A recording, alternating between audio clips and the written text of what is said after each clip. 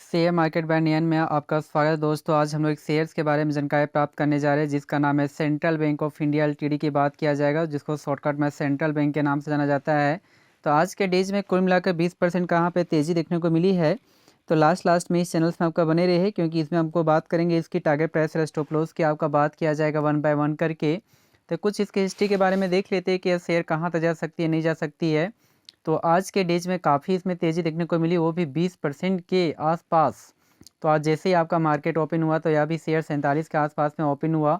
बहुत टाइम तक सपाट बनाने के बाद इसमें आपका तेज़ी बरकरार रही। हाई की बात करते तो 56 के आसपास से बनाया है। यदि लो की बात करते हैं तो 47 के आसपास से बनाया है। मार्केट कैप की बात करते हैं तो 48,000 करोड़ के आसपास में देखने को मिलती है। पी रेशियो भी ठीक ठाक नज़र आती है। और लाभांश की बात करते हैं तो लाभांश के यहाँ पे डाटा प्रस्तुत नहीं किया गया है। यदि 52 हाई की यदि बात करते हैं तो 76 के आसपास से बनाया है। और 52 लो की बात करते तो 47 के आसपास से बनाया था। कुल मिलाकर 30 to 40% के आसपास में रिटर्न्स यहाँ पे देखने को मिल रही है। तो क्या आने वाले टाइम में इसी तरह से इसमें आपका तेज़ी रहेगी या नहीं रहेगी, इसके बारे में जानकारी प्राप्त कर लेते हैं। तो यदि यहाँ पे 5 डेज़ के यदि डाटा को चेक किया जाए तो 5 डेज़ में उतना अच्छा रिटर्न्स नहीं है, लेकिन ठीक ठाक ही है। 7% का आपको रिटर्न्स देता है। आज का आपका टाइम है 20% का रिटर्न्स होने के बाद भी। इसमें देख सकते हैं कि पहले करेक्शन के मोड में था, लेकिन आज अचानक इसमें तेज़ी देखने को मिली है।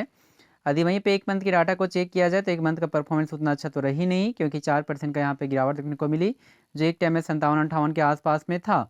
पुनः करेक्शन के बाद 55 के लेवल को भी क्रॉस किया था, लेकिन पुनः आपका 55 के लेवल को आने की एक बार टच करने का कोशिश किया गया। उसके बाद यहाँ से करेक्शन हुआ, उसके बाद यहाँ से तेज़ी देखने को मिली है। यदि वहीं पे 6 मंथ के डाटा को चेक करते हैं तो 6 मंथ का भी परफॉर्मेंस उतना अच्छा रहा नहीं, जिसमें 15% का गिरावट देखने को मिलती है, जो एक टाइम में 62-65 के आसपास में था। उसमें करेक्शन के बाद या शेयर 50 के आसपास में भी आने का कोशिश किया गया। पुनः तेज़ी हुआ, फिर करेक्शन, फिर तेज़ी, उसके बाद करेक्शन, उसके बाद तेज़ी यहाँ पे देखने को मिली है।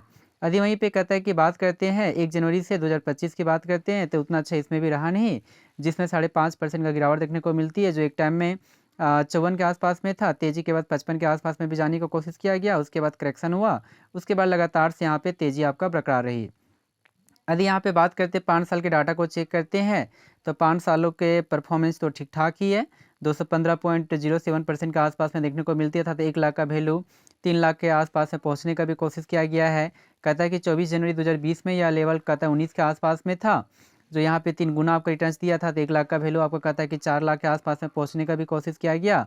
बीच बीच में करेक्शन होते गया, जैसे कि यहाँ पे करेक्शन होकर 20 मार्च में आपका 12 के आसपास में आने का कोशिश किया गया। उसके बाद 17 के आसपास में गया। 3 जुलाई 2020 में पुनः आपका करेक्शन हुआ, जो 11 के लेवल के और अग्रसर हुआ। उसके बाद यहाँ तेज़ी भी देखने को मिली, जो 16 दिसंबर 2022 में 37 के आसपास में।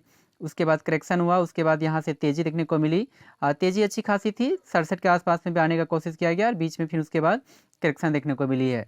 तो देखते हैं कि यह शेयर कहाँ तक जाएगी या नहीं जाएगी। तो यदि यहाँ पे बात करते हैं 1 साल की, तो यहाँ पे इस लेवल में थोड़ा सा प्रॉब्लम क्रिएट हो सकता है 60 के लेवल के आसपास में, क्योंकि यहाँ पे थोड़ा सा आपका रेजिस्टेंस आपका बन सकता है। तो हमारा जो टारगेट जो प्राइस आपका बनकर आती है वो आपका कहता है कि 60 रुपीज़ के आसपास में ही बनकर आती है सेंट्रल बैंक ऑफ इंडिया। तो हमारा जो टारगेट प्राइस है वो आपका 60 रुपीज़ आपका बनकर आती है। और यदि स्टॉप लॉस की बात किया जाए तो स्टॉप लॉस जो है वो आपका 47 के आसपास में आपका बनकर आती है, क्योंकि सबसे निचला प्राइस लेवल पे आपका क्रॉस कर सकता है। तो हमारा स्टॉप लॉस जो है वो आपका 47 रुपया आपका बनकर आती है। और वहीं पे टारगेट प्राइस की यदि बात करते तो 60 के आसपास में बनकर आती है। फिर भी आपका जो भी फिनेंशियल एडवाइजर है उसके द्वारा एक बार सलाह ले लें, और सलाह लेने के बाद इसे अपने पोर्टफोलियो में ऐड करें और हमारे चैनल को सब्सक्राइब करना ना भूलें। जी हाँ दोस्तों, थैंक यू वेरी मच।